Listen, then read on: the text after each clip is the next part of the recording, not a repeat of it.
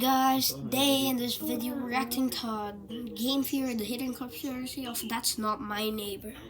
Let's play. Okay, I don't have much time. In our last theory, I said that the aliens in That's Not My Neighbor were part of the DVD's plan to take over the world. That was a lie. The DVD made me say that to keep people scared, to hide the truth. The truth is, the aliens are there! Hello, Internet! Welcome to Game Theory, the show that aims to stop the doppelgangers by smashing that emergency subscribe button. Quickly, before they get in!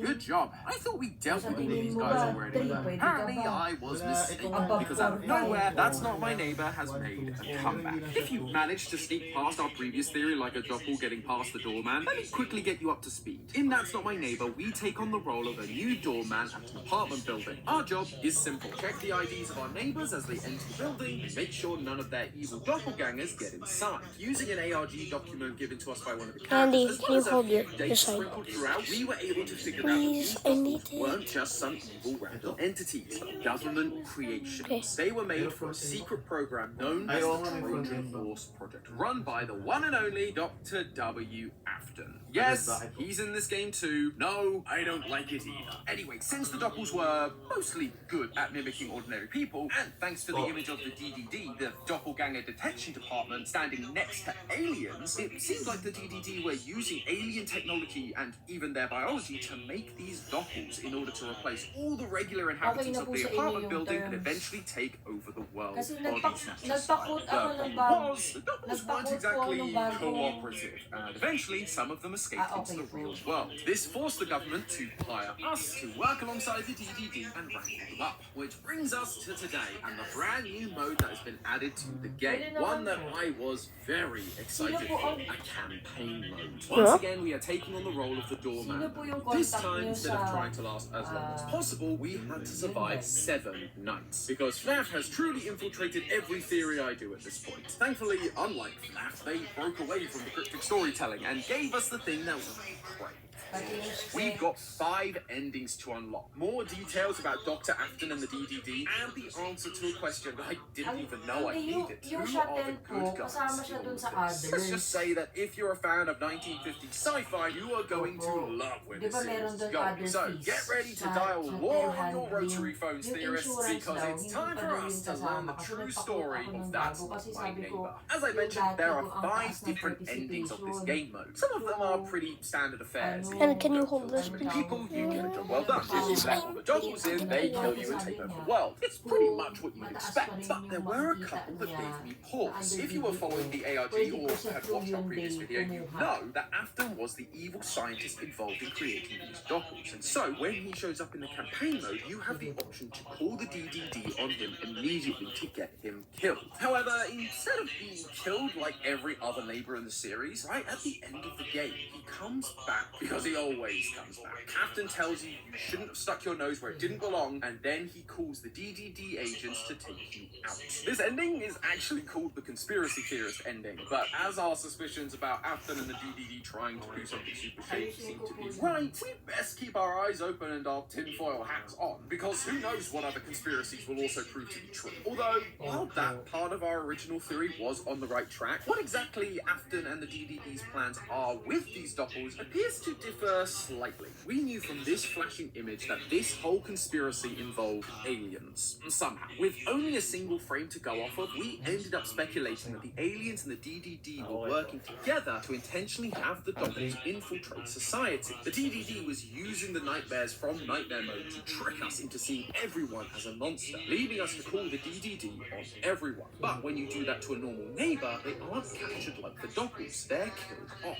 It seemed like the DDD wanted us to let the doppels in, and also wanted us to do their dirty work and get rid of the people they were impersonating. However, thanks to one of the game's new endings, I'm no longer sure that's the case. If you decide to call the DDD on everyone, killing all of the residents, the DDD aren't exactly pleased. Instead, the game ends with you being arrested. Or if you decide to play the game perfectly, you don't kill any residents, you let all the residents in, and you call the DDD on every doppel, they actually give you an award. The DDD does doesn't want regular citizens hurt. Sure, if you happen to mess up a couple of times, you'll get paid at the end of the week in the normal ending. That's just the cost of doing business. But killing too many people will rouse suspicion. All they want is for their abominations to be returned to them. Instead of this being a conspiracy to take over the world, it's just a classic case of a government cover-up. But then, what are the Doppels for? The game takes place in... Oh, great. An ad. Yung sa cloak, yung sa 20%. 1955, after all. Is it just standard Cold War espionage? And if they're not doing an Invaders of yung the mga Body nakikita Snatchers ko per parody, day, where do the aliens hindi fit siya- into all of this? Well, thankfully, it's hindi not siya just new endings we got in the pang-anim na campaign mode. There's araw. one other Tapos, key yung isa, element that shines a meron nagbibigay yung UFO-sized kaibigan ko spotlight na on ni- this particular mystery, which in turn helps us to understand what the DDD really Oo nga po. wants. Each night, we are shown newspaper clippings that tell the story of a man named Chester Teeter. Chester used to be an ordinary farmer. That was until, according to him, he started being harassed by aliens. One night, Chester claims he saw and even shot at the aliens. Over the next few nights, the aliens continue to harass Chester. They circle his property. They even steal some of his cows, including his most precious cow, Lulu. 07's in the chat for our girl Lulu. Eventually, Chester himself goes missing, only to be returned the next day. But now he's changed. According to his family, he's babbling nonsense. He claims he was abducted by aliens who sent him to the future, where he learned all about 21st century life. Now, if you've played this game before, you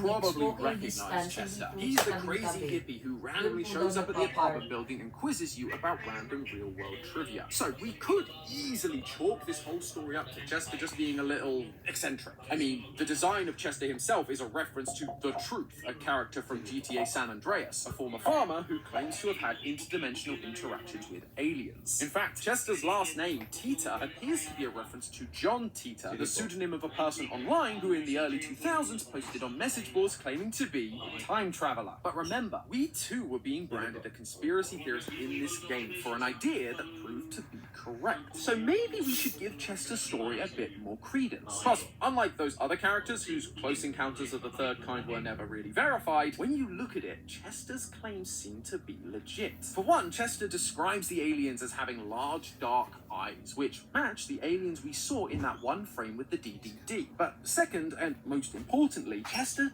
does seem to have knowledge of things that haven't yet happened. According to the calendar on the wall, this game takes place in 1955, and yet, in his quiz, he asks about The Hitchhiker's Guide to the Galaxy, which was first published in 1979, Chess Boxing, which was first envisioned in 1992, and even World of Warcraft, which was first released in 2004. There is no way Chester would know about any of these things unless he did, in fact, travel to the future, thanks to the aliens like he claimed. But even if you consider all of that information as non-canon to the campaign mode because it only appears in the arcade mode, we still have one crucial piece of evidence that shows that Chester's story is true. The design on his shirt. When you see him, he's dressed in the classic hippie attire with a peace symbol right in the middle of his shirt. And that peace symbol was created by a man named Gerald Holton in 1958, 3 years after this game takes place. Chester's story is legitimate. He was abducted by aliens right out of his field and shown the world of the future. But the question is, why? Why would aliens care to show the future to a random farmer? And again, what does this have to do with the photo of them in the DDD? Well, it's all to do with that peace symbol. Fun fact, this symbol wasn't made as a generic symbol of peace. It had a specific meaning. It was meant to represent the nuclear disarmament movement. And that ties us back to the real-world history we used in our last video. The main campaign takes place in 1955, the height of the Cold War. At this time, the United States and the Soviet Union had begun building up their massive nuclear arsenals. And that all started 10 years earlier in 1945, the same year as the creation of the Doppelganger program in the game, and the same year that a story arose about an avocado-shaped craft landing in the desert of New Mexico, right near the location of the Trinity nuclear bomb testing site, where the US tested the first ever atomic bomb a few weeks prior. These aliens could have sent Chester anywhere or any when they wanted, but they chose to send a man from the time where nuclear bombs were beginning their development to a time where the anti-nuke peace symbol was most prominent. That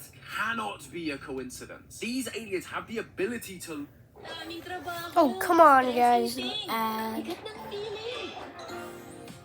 No, guys, just don't mind the With ads. calcium, B vitamins, and zinc. Tulong pa rin Just malinis, people to skin subscribe. matibay. I-Bear Brand sterilized yan. Look into the future. And There. so I suspect they saw the dangers of where humanity was heading with nuclear weapons. Weapons that, if used, would not only threaten all of humanity, but all life on Earth, even the cows. It's actually very similar to another classic 1950s sci-fi film, The Day the Earth Stood Still. I'm telling you, this dev loves some Golden Age era alien movies. In the movie, an alien lands on Earth and we get the classic line. We have come to visit you in peace. These aliens are non-aggressive. They then warn the humans that aliens from other planets are getting concerned about humanity's aggression and their development of nuclear weapons. It is no concern of ours how you run your own planet. But if you threaten to extend your violence, this Earth of yours will be reduced to a burned-out cinder. I believe we are seeing the same thing play out in That's Not My Neighbor. Despite having the technology to literally travel through space and time, the aliens in That's Not My Neighbor don't seem to want to take over the Earth. Otherwise, they probably would have done it by now. Instead, they're just content flying around farms, abducting cows, learning about what life is like on this planet. Heck, Chester literally shoots at them, and yet instead of zapping him out of existence, they decide to capture him and send him on a journey through time to show him the ways of peace. These aliens didn't show up in 1945 to discuss helping the DDD. They came to warn the DDD about the future, trying to convince them that peace is the only way. Peace from nuclear weapons. That is what is going on in this random photo. But of course, humanity isn't great at listening. While aliens coming in peace might be a common sci-fi trope, the humanity thinks aliens are evil trope is just as common. Think about it. A super powerful race of beings comes down to Earth and say they're from the future and warn you of the total devastation your creation will cause. Do you A, reevaluate your position and consider disarming your nukes for the betterment of mankind, or B, assume that the aliens are actually trying to disarm humanity in order to make you vulnerable and take over the world? Yeah, deep down I think we all know which one humanity would ultimately take. And in The Day the Earth Stood Still, that is exactly what happens. The humans end up tracking down and killing the alien that arrived on the planet to warn them. This is where the DDD's plan comes into focus. They didn't trust the aliens that wanted to remove their only means of defense in this new war, and so it would be better to strike them first. If these aliens are abducting people like Chester, then the best way to get close to them would be to get others abducted. Though it wouldn't be safe to send your own people. We don't even know if we have enough firepower to stop them. Chester shot at them and it didn't really seem to do anything. So why not create doppelgangers? Creatures indistinguishable from real humans with perfectly replicable verbal communication, regardless of language, be it English, Russian, or perhaps Blizzball, all while having an insatiable appetite for death and violence. Then, when the aliens inevitably capture one of these doppels instead of the humans they were supposed to, these doppels can study the aliens' behaviors, kill them, and report back to the DDD. That's why when you call the DDD to report a doppel, they aren't killed like the neighbors, they're captured. They're still useful. They could still be trained to be more obedient and carry out the mission they were literally born to do. It's also why, despite nearly every character in the building having a doppel of their own, including Afton, Chester doesn't. I mean, what good is it to make a doppel of him when he's already been abducted? They've already shown him the future and, based on his shirt, convinced him to join their cause. They're unlikely to pick the same guy twice, and so a doppel of him just has no purpose. And all this time, we thought the doppels were created to spy on political enemies and take over the world. But in fact, the doppels were created to keep an eye on and destroy a different threat.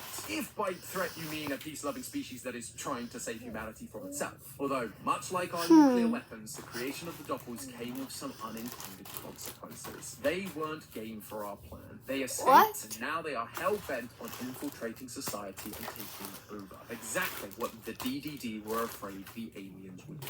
Either way, What? the ending will be the same. Humans Oh, will end up destroying themselves with their own genius creations, be it the nukes or the doppels. Or maybe, if we're lucky, the aliens will see that humanity is a lost cause and put us out of our misery. Just make sure the cows are safe this time. I can't bear the thought of losing Lulu again. But hey, that's just a theory. A game theory! Thanks for watching. And if you're looking for more government conspiracies in video games, then dial the rotary phone and call the card on screen to check out Buckshot Roulette's Unsolved ARG. Just watch your back, theorists. Okay, guys, thank you for reacting with